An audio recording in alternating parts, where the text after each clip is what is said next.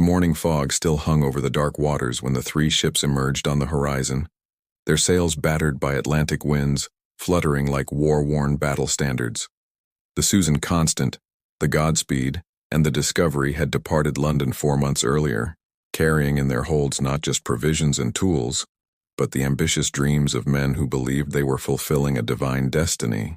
Among the 104 colonists crowded on the damp decks exhausted by the crossing that had stolen their strength and tested their faith, was Reverend Robert Hunt, a man with stooped shoulders and penetrating eyes who had spent the long nights at sea praying that God would guide them safely to that promised land. When the keels finally touched the sand of Cape Henry that morning of April 26, 1607, the relief that swept through the ships was almost palpable. Men who hadn't felt solid ground beneath their feet in weeks stumbled as they disembarked, some falling to their knees not just from weakness, but in silent gratitude. The shore stretched before them like a revelation, a strip of golden sand embraced by dense and mysterious forests that seemed to whisper promises and dangers in equal measure. The air was different here, laden with unfamiliar scents of sap and salt, of something wild and untouched that made the hair on their necks stand on end. Captain Christopher Newport, commander of the expedition, studied the landscape with a strategist's eyes, but it was Reverend Hunt who spoke first, his voice hoarse but firm, cutting through the reverent silence that had taken hold of the group. They had been sent by the Virginia Company with clear orders to establish a colony that would bring glory and wealth to England. But Hunt knew there was a greater mission at stake.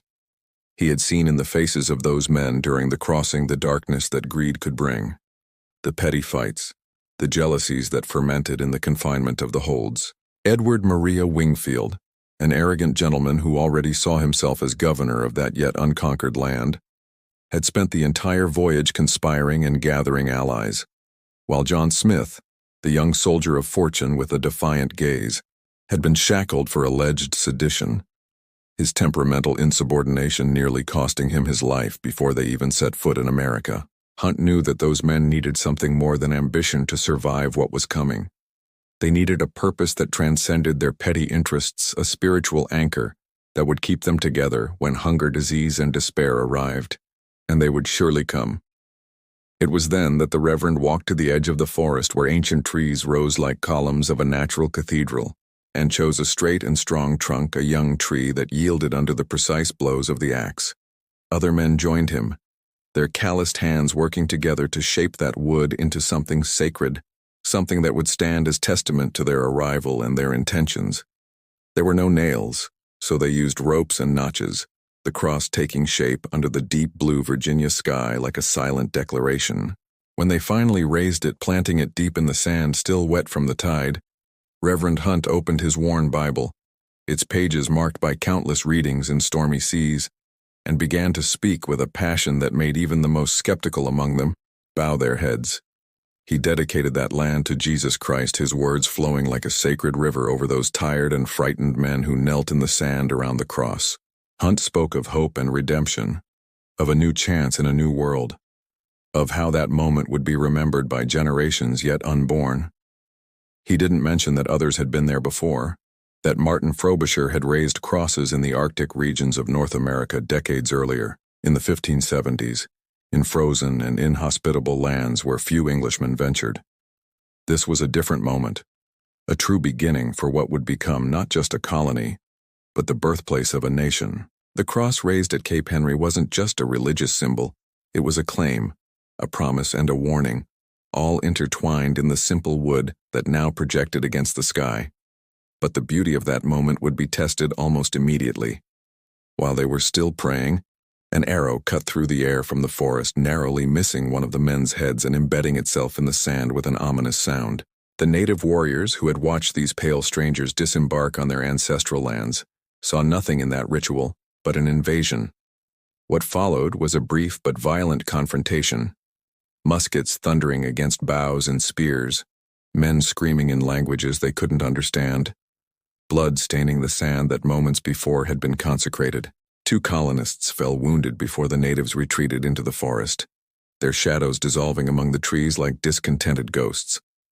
Reverend Hunt remained beside the cross throughout the entire attack, his hands trembling, but his position firm, as if he believed that symbol could protect them from the wrath of those who had called that land home for millennia. In the days that followed, the colonists explored the inland waters, eventually choosing a more protected site upriver to establish their permanent settlement, the place they would call Jamestown in honor of King James I. The cross at Cape Henry remained behind, solitary and imposing, a silent sentinel marking the point where it had all begun. Many of the men who had knelt in that sand would never see another year, their lives cut short by starvation during the terrible winter that would become known as the Starving Time, when desperate colonists resorted to eating shoe leather and whispered in horrified voices even human flesh. Reverend Hunt, who had been the spiritual heart of that expedition, would die little more than a year later in 1608, his health destroyed by the privations and malaria that plagued the swamps around Jamestown. But the cross remained, even as the wood began to rot under the merciless sun and torrential rains, even as winter storms lashed it and ocean salt corroded its fibers.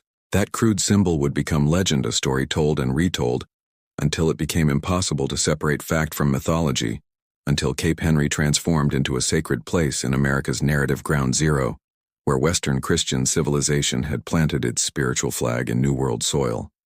Future generations would erect more lasting monuments at that site, crosses of stone and metal that would defy time in ways that first wooden cross never could. But none would carry the same weight of meaning, that purity of purpose born from desperation and blind faith in something greater than themselves. Reverend Hunt had seen that land not just as an opportunity for wealth or power, but as a mission field, a place where God's word could be planted and grow in virgin soil. And though his vision was tainted by the arrogance of colonialism and blindness to the civilizations already flourishing there, it shaped the spiritual character of what would become the United States, for better and for worse, in ways he could never have imagined that foggy April morning when the first cross was raised on America's shores.